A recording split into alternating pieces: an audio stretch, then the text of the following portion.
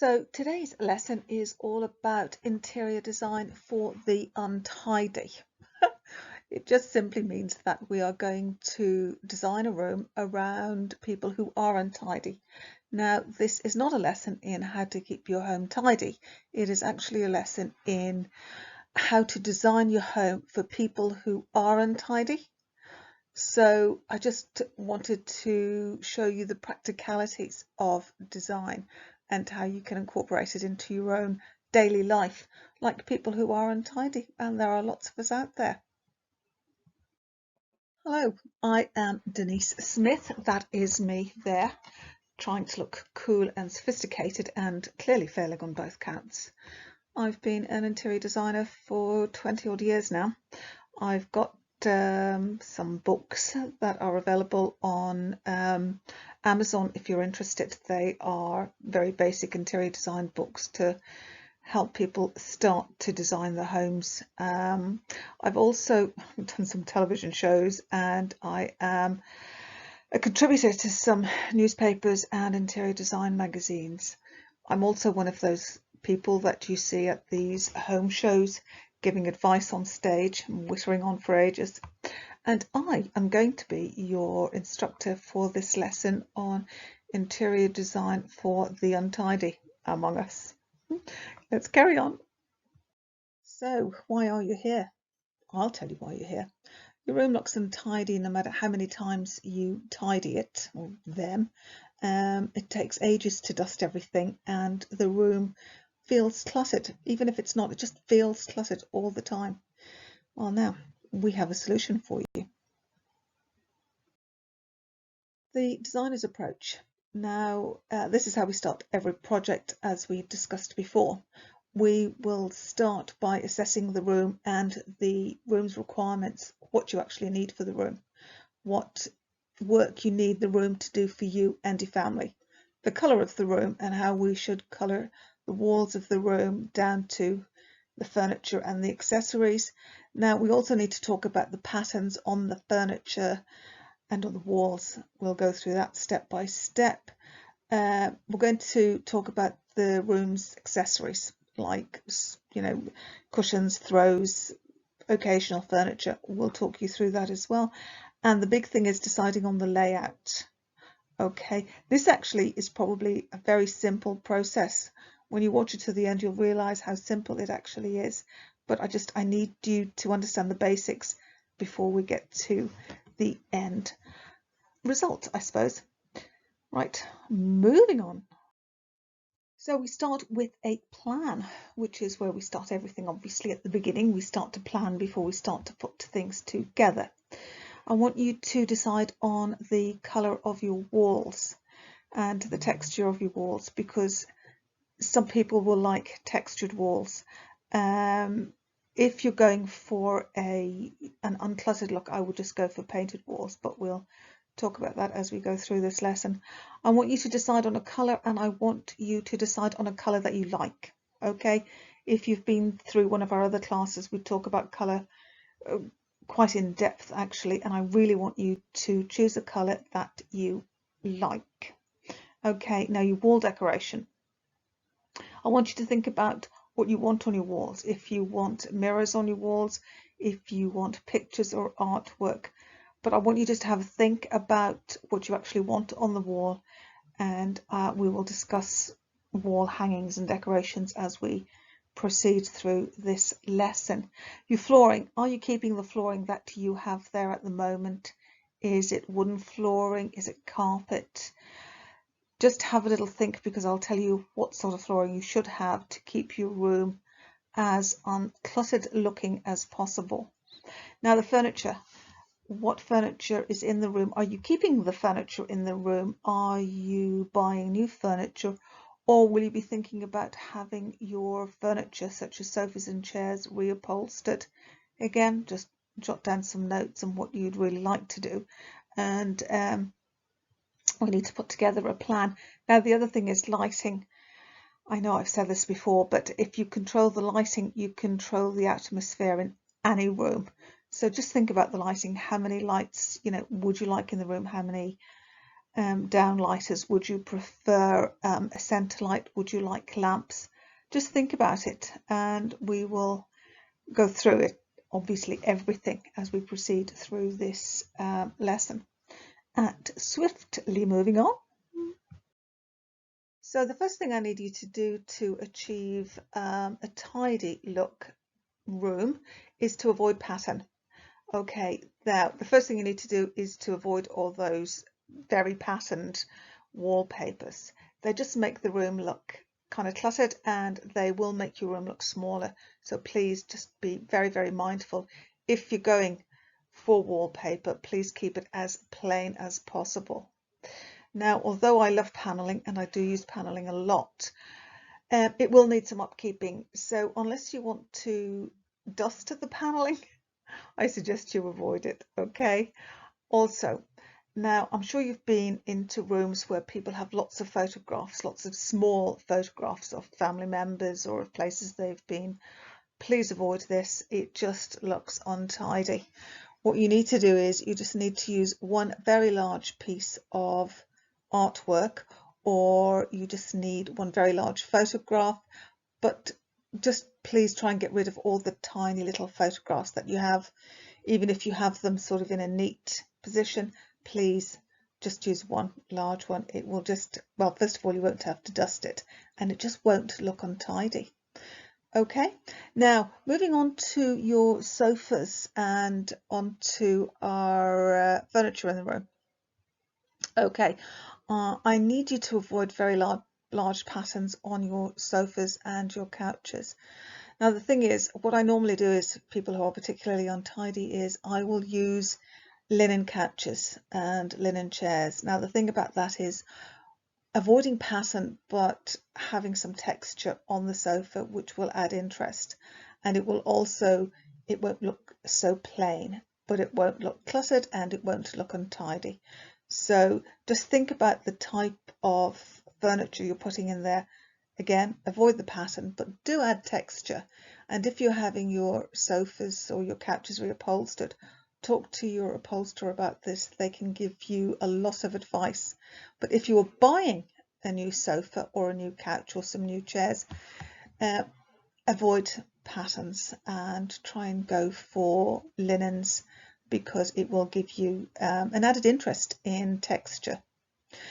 You can avoid very large patterns if you could. I would ask you to avoid very large patterns on your throws and on your cushions. Again, texture is the way to go here. Or you could also have a two-tone effect on cushions and throws, as opposed to having very large patterns. Now, you need to avoid, again, patterns. This is all about patterns on your flooring. Don't have very patterned carpet on your floor. Do not have tiles that are small tiles. If you want the room to look spacious and you want the room to look like it's got clean lines, if you're using tiles, please use very large plain tiles. If you've got wooden flooring, that's absolutely fine, but I'll talk to you about wooden flooring in just a second. Now, what I would suggest is avoid small rugs. If you do have wooden flooring or tiles and you want to put a rug into a room, avoid small ones. I want you to buy a big ass rug, okay? A big one that fits in under all your furniture. Now, the thing about rugs are, I have clients who like everything that's, very neutral, which is absolutely fine, but you do need to add colour and you do need to add texture. So I can play about, or you can play about as well, obviously, with the rug in the room. But again, avoid pattern, please. That's all I can say to you about that is. Avoid high maintenance furniture. High maintenance furniture. It's a fact that there is furniture that is high maintenance. First of all, it's very dark furniture, which is, it attracts the dust, okay? It's like a magnet, it just attracts the dust. And shiny furniture also attracts dust. Now, I know it's all very reflective and it can look wonderful, dark, shiny furniture, Trust me, avoid it at all costs, because even if you dust or clean every day, the room will, it will just look grubby because the dust is, just falling on these shiny surfaces, and you can see every grain of dust on a dark, shiny surface. So avoid high maintenance furniture. Now, moving on. So the next step in designing for the untidy is limit your maintenance. Okay, so let's start with the walls. No open shelving. Seriously, open shelving, particularly here, is like a magnet for bits and pieces that are just sort of floating about the place.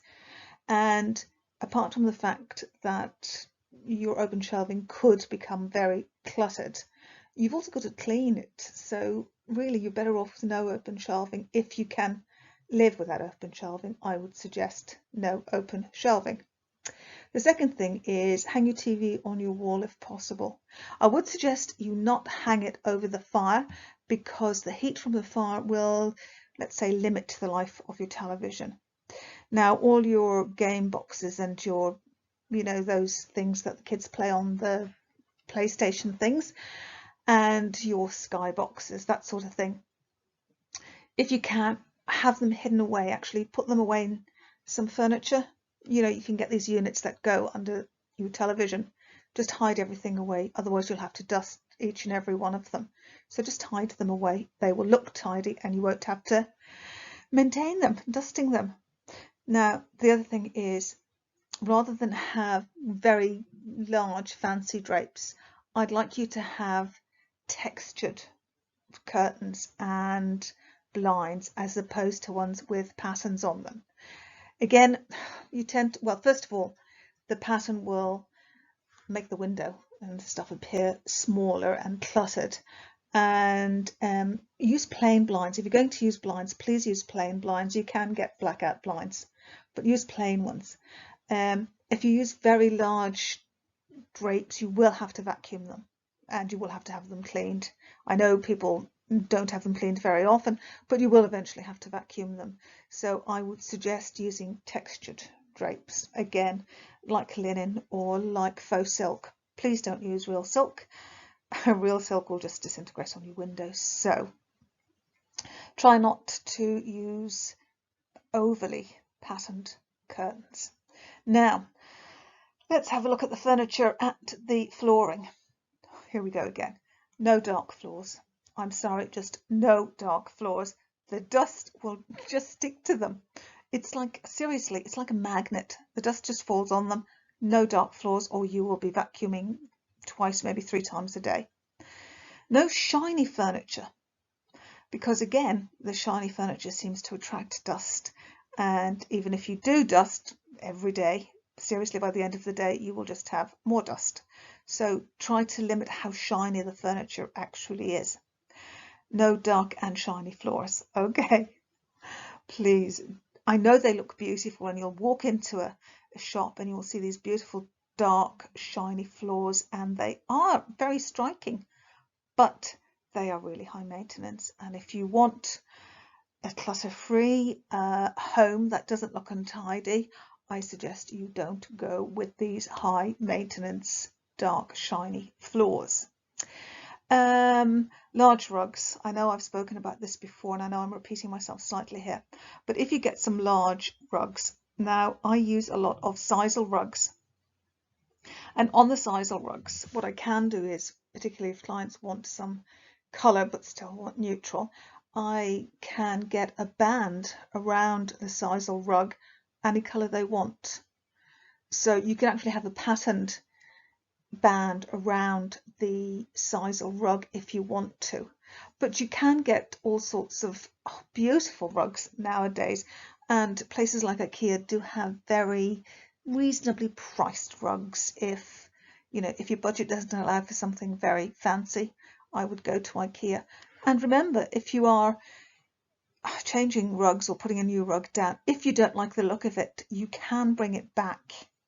Okay, so just a couple of things to consider when you're actually putting your room together.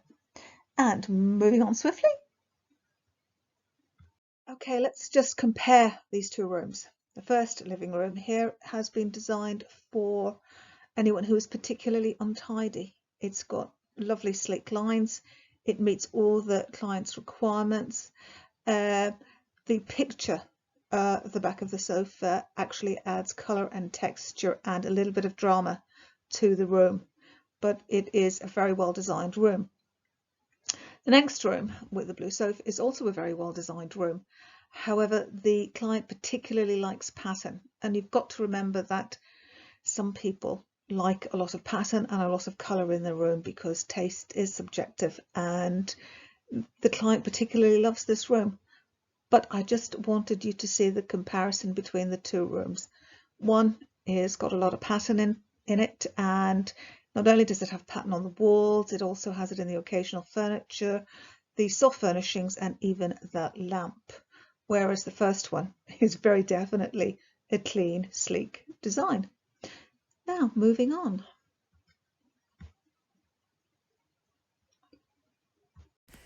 Well, there I am, the lady in red, doing my thing.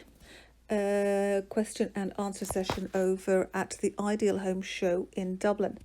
There's 5 of these throughout the year, and I'm a member of the Interiors Association of Ireland, so I am invited every year to participate in these events.